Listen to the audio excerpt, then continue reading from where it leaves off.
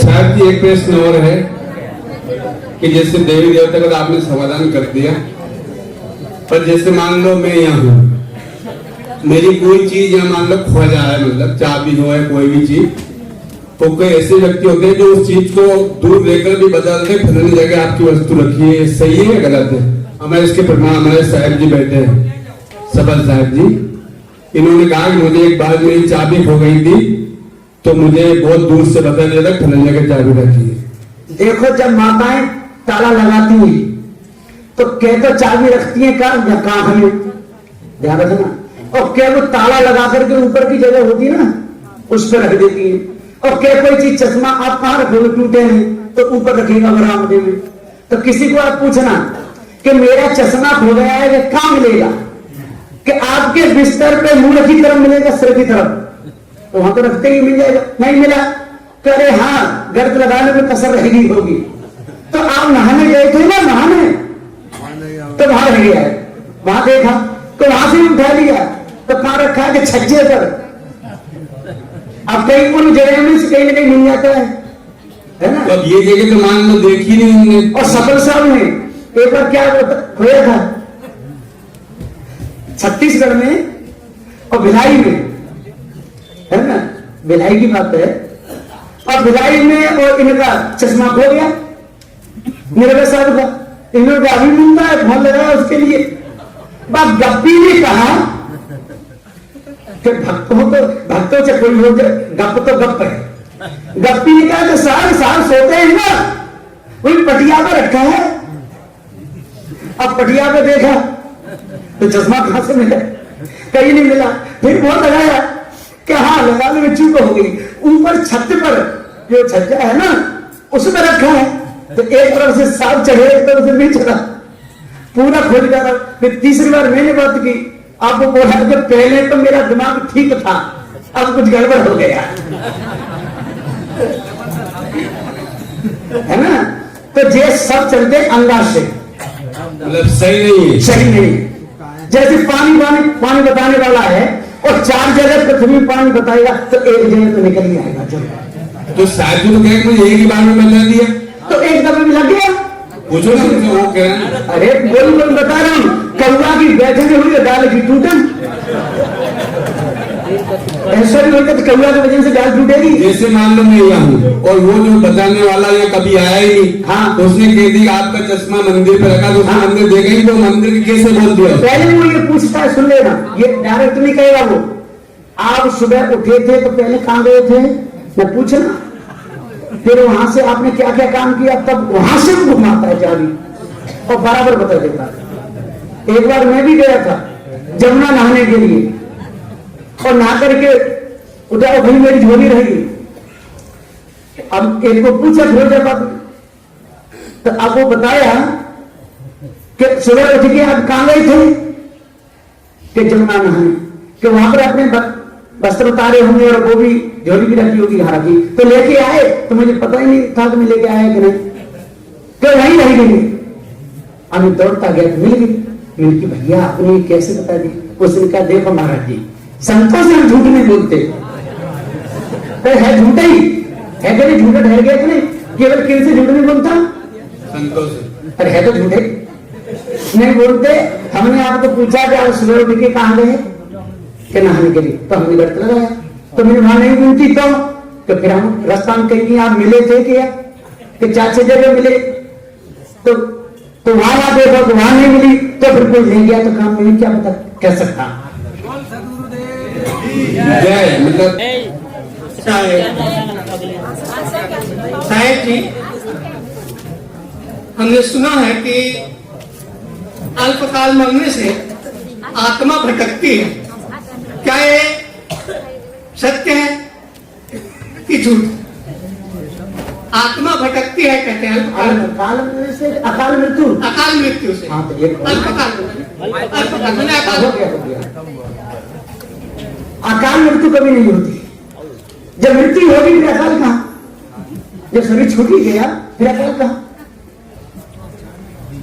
लेकिन भटकती है नहीं, अटकन भटकन कहीं नहीं होती, भटकना यही है कि जैसे कर्म करेगा तैसी खाने में जाए, कुत्ता खाने में भटके, बिल्ली खानी में चूहा, ये भटका शरीर भर के भटका। अच्छा, वैसा नहीं भटकता कि तो मर गया और घूम रहा है, ऐसा कहते हैं लोग, वो मरा है वो भूत बन गया, वो ऐसा भटक रहा है। बहुत कहते हैं, हम भी सुनते हैं। एक बार सत्संग में गए थे तो एक जंगल में मैं घूमने गया शाम को, गुड़िया बोली बेटा यहाँ नहीं आना। फिर क्या बात है, यहाँ भूत रहता है। और नल था और ज्ञान भी साहब थे। अब मैंने कहा मेरी तो मौज आएगी, रात को सत्संग के बाद वहीं सोऊंगा।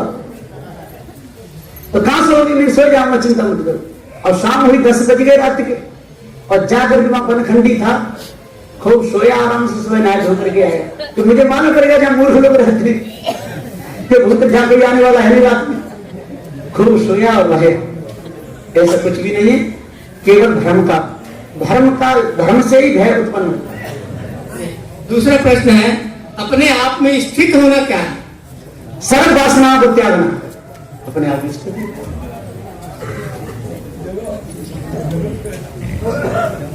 सोने का मृग कहते हैं, रामचंद्र जी ने सोने के मृग को मारने के लिए गया, तो क्या सोने का मृग है? तो रामचंद्र जी को पता नहीं था तीनों लोग के नापते कि सोने का मृग कहीं होता है जी, ये सारी बेकार की बात। तो मारने किसको गया? वो किसी को मारने के लिए नहीं, ये सारी गप्पे टप्पे हैं। वो तो सीता भी केवल वो करने के लिए उनके गुलाम थे।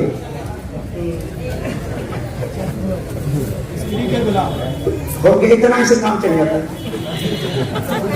तो कोई मृग नहीं था, मारने नहीं गया था, और जब मारा तो क्या बोलते हैं, क्या रावण सीता को उठा सकता है?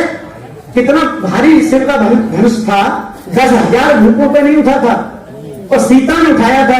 उस सीता को रावण उठाएगा? उस धनुष से उसकी अग्नि जल गई, उसको भी कर सका। तो सब बेकार की बात है, विवेक करना चाहिए। ये पार्थ सिद्धांत का गाय बहुत बड़ी गप है, बहुत बड़ी गप। आगे आगे दो जरे। अब दो का मतलब जैसे अग्नि जलती है जंगल में, तो दाब घास होती है, एक दाब घास, तो उसको जला देते हैं तो आगे आगे वो जल जाती है, और सुबह जाके देखोगे तो पीछे फिर वो निकल के खड़ी हो जाती है। एक होती है मोथा घास, किसान उसको उखाड़े आते हैं और दूसरे दिन फिर तैयार। तो अब यहाँ पर समाधान करना है, ज्यादा आगे गाड़ी नहीं बढ़ानी। तो आगे आगे दो जरे, दो पहिए, स्त्री और पुरुष, ध्यान देना। स्त्री और पुरुष दो जल रहे हैं, विषय वासना में, विषय वासना में जले, और तब गर्भधारण हुआ तो बच्चा पैदा हुआ, तो वो तो पूरा काम करके चले गए, और फिर वो तैयार हो गए। आगे आगे दो जले और पांचे हरियर, उनकी संतान होती चली है। इसी प्रकार आगे आगे दो चले, गुरु और चेला तपस्या करेंगे ईश्वर ब्रह्म परमात्मा उत्तराखंड में, और पीछे उनकी संतान चेले लोग तैयार होते चले जा रहे हैं, है ना। इसी पर आगे आगे दो जरे पाछे हरियर होए, और बलिहारी वृक्ष की जड़ काटे फल होए। उस वृक्ष की ये शरीर है, इसमें रहने वाला चेतन जीव है, और विषय वासना भ्रम कल्पना की जड़ को काट दे तो हरियर होए। कि हरि चेतन जीवी अजर अमर अखंड नित्य संसार।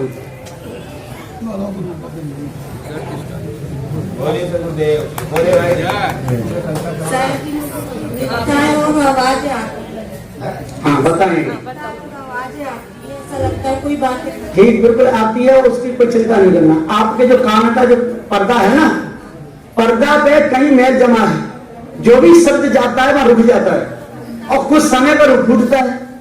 जब बाहर की सारी आवाजें आती हैं, और तब ऐसा डर लगता है कि किसी की आवाज आएगी कान में।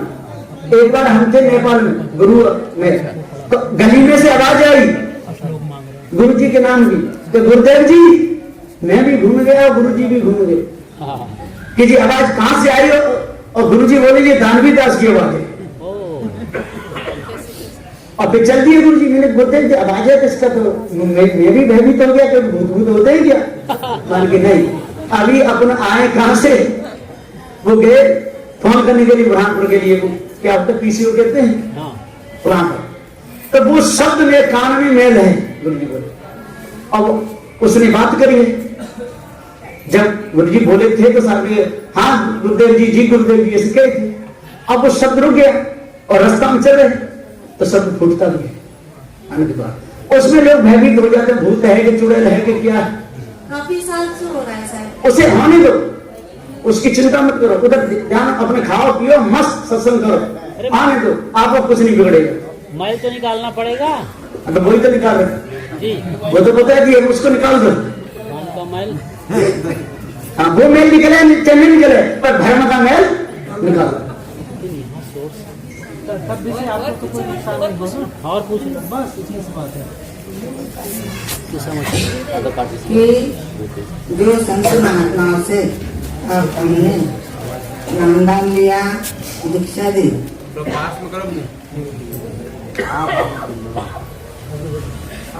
हाँ एक मिनट, ये भैया किसी का अपन हमने नाम लिया, नामदान लिया, दीक्षा लिया और वो चले गए, तो उसके गद्दी पे दूसरे आके बैठे, तो ध्यान किसका करना चाहिए? बहुत सुंदर प्रश्न है। जिनसे नाम दान लिए हैं उनका शरीरांत हो गया, उनकी जगह में दूसरे आके बैठ गए। ये ज्ञान भी उसी गुरु का है। जो ज्ञान गुरु जी ने आपको दिया वही ज्ञान उनको भी दिया है, इसलिए गुरु का ज्ञान तो एक ही है, गुरु के ज्ञान में अंतर नहीं है। इसलिए जो उस गद्दी में बैठा है वह आज जीवता जागता गुरु वही है, उसको उस गुरु के समान इसको भी वही गुरु समझ करके चलना चाहिए।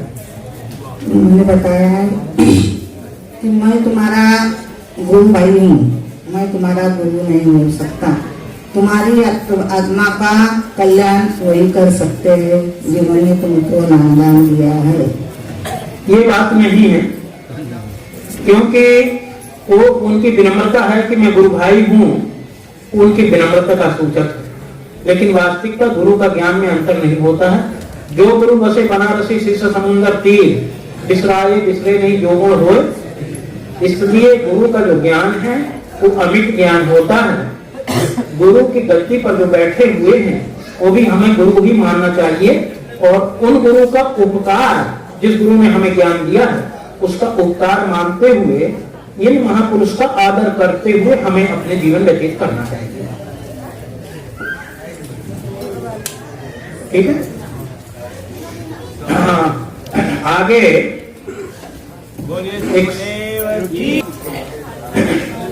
मनुष्य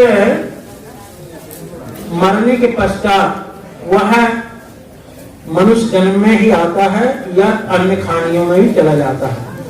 ये उसके कर्म के अनुसार से अन्य खानियों में भी जा सकता है और मनुष्य में भी आ सकता है। यदि उसने मानव में के कर्म किया है, मानवीय कर्मों के आधार पर वो मनुष्य खानी में आ सकता है, और यदि मानवीय कर्मों के ना करके उसने पाश्विक कर्म किया है तो वह पशु खानी में भी जा सकता है। इसलिए वो उसके कर्मों के आधार पर निर्भर करता है कि उसे कौन सी खानी मिलेगी। दूसरा, दुर्घटना में मृत्यु होने वाला जीव दोबारा मनुष्य योनि में आता है या नहीं है, ये भी वही बात है। दुर्घटना से मृत्यु हुई उस समय उसकी वृत्ति किस जगह है ये हम और आप नहीं कह सकते हैं, क्योंकि अंत मति सह गति, ऐसा कहा गया है कि अंत में जो बुद्धि होती है उसी प्रकार से।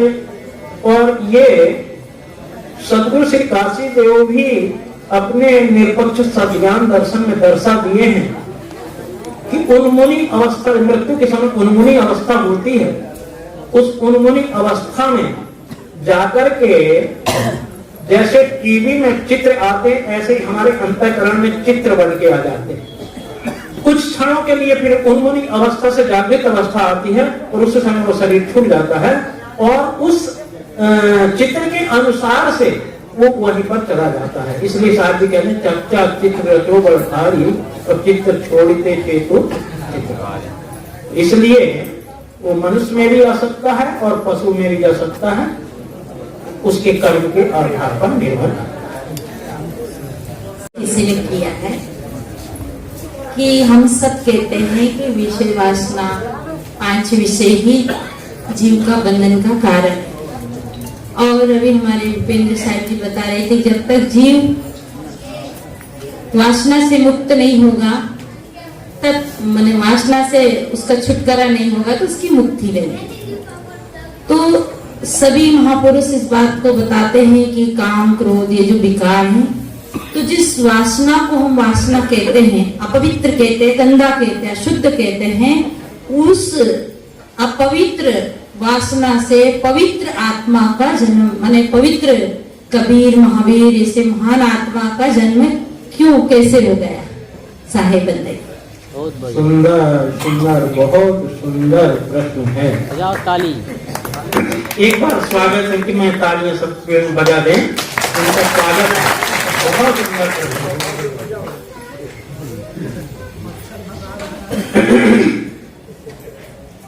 मानस में एक दोहा आता है, रामचरित मानस में। मैं थोड़ा सा एक दो प्रमाण लेकर के चलूंगा। और विषय सरिता सरिस, नारी विषय बारिश, इनसे बचत रहो सदा, नहीं नाटो सम कीस। तो ये नारी केवल नारी की बात नहीं है, नारी नर के प्रति समझे और नारी नर नारी के प्रति समझे। और विषय सामान्य बंदगी सारे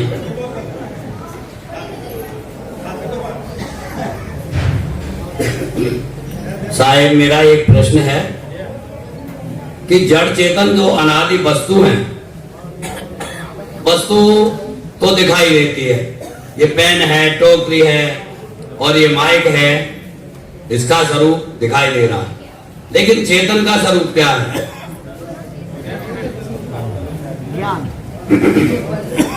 बहुत सुंदर प्रश्न है। जिसके द्वारा हम सबको देखते हैं, उसको देखने के लिए किसी और की जरूरत है कि नहीं? जैसे आंख के द्वारा हम सब प्रतिअंग को देखते हैं, अगर आंख को भी देखना हो तो आंख से ही देखेंगे, किसी अन्यत्र चीज से हम नहीं देख पाएंगे। प्रश्न यहाँ आएगा कि आंख को देखने के लिए आपको दर्पण सामने रखना पड़ेगा। दर्पण सामने आप जब रखेंगे तो आंख को देखेंगे तो भी आंख से ही देखेंगे, नाक और कान से नहीं देखेंगे। इसी प्रकार चेतन सबको देखता है, परखता है, और चेतन को जानने के लिए भी चैतन्य से ही हम चैतन्य को जानेंगे। इसलिए मानसकार ने कहा, जो जानम सो देव जनाई, जानत तुम्हि हो जाए। स्वरूप ज्ञान चेतन का सदा एक रस जोय, करता है नहीं जगत का क्यों भरम सब कोई। इसलिए चेतन को जानने के लिए भी, चेतन देखने की वस्तु नहीं है, चेतन विवेक की वस्तु है ना? एक चीज और समझ लीजिएगा, क्योंकि ऐसी बहुत सी चीजें हैं।